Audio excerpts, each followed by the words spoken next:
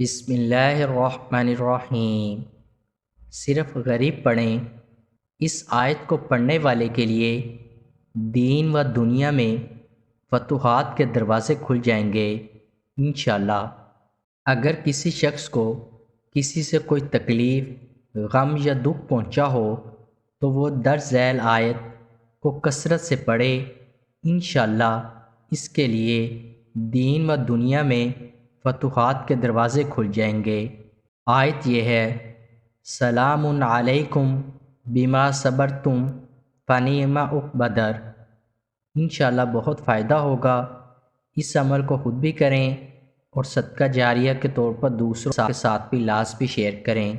क़ारीन से गुजारिश है कि हमारा चैनल ज़रूर सब्सक्राइब करें और घंटी के बटन को दबाना मत भूलें ताकि हर नई आने वाली वीडियो आप तक बर वक्त पहुँचती रहे।